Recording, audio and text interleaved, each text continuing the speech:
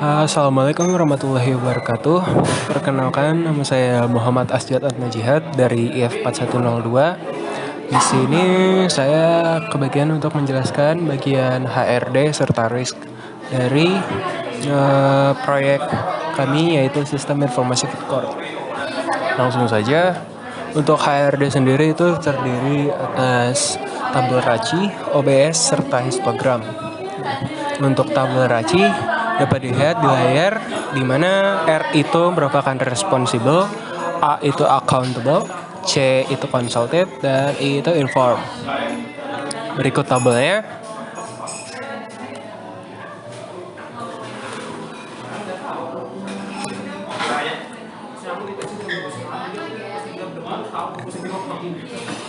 Langsung lanjut ke bagian kedua, yaitu OBS atau Organizational Breakdown Structure.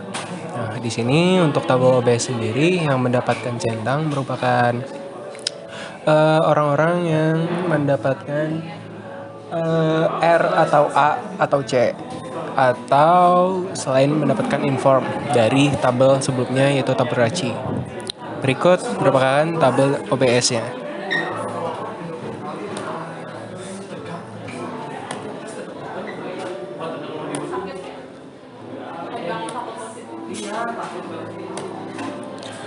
Lalu bagian terakhir dari HRD itu ada resource histogram.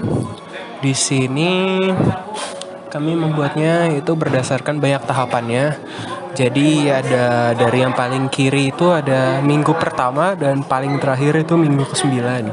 Jadi dari minggu pertama itu ada 4 tahapan, di mana yang menjadi PIC-nya itu PM, kemudian 2 tahap yang menjadi PIC-nya itu adalah analis, dan satu tahapan yang menjadi PIC-nya itu QA.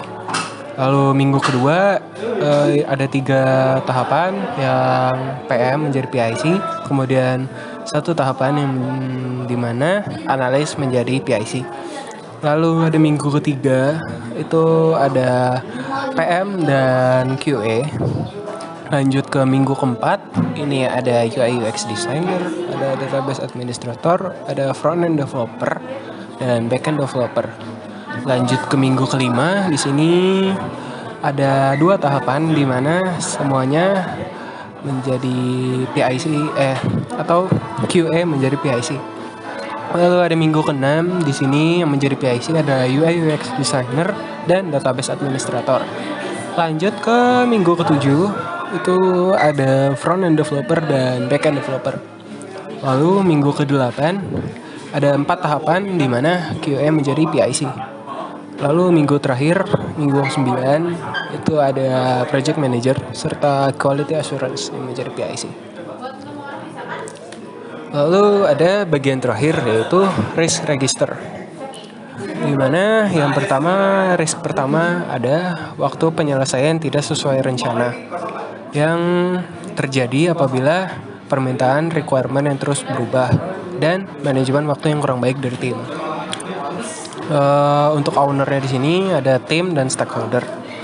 Untuk responsnya, untuk risk ini itu avoid, serta response plan dari risk ini itu melakukan penjadwalan dengan matang dan pengawasan. Lalu ada nilai probability dan impact, di mana masing-masing itu ada 6 dan 8. Lalu nilai probability dikali impact-nya itu ada 48. Nah, di sini mendapatkan peringkat pertama. Lalu ada risk kedua, itu biaya project melebihi rencana, di mana terjadi apabila adanya kenaikan harga kurs dolar yang mempengaruhi. Nah, di sini ownernya itu tim. Kemudian response-nya itu avoid. Dan cara menanggulanginya itu melakukan perencanaan biaya dengan matang dan diawasi penggunaan biayanya.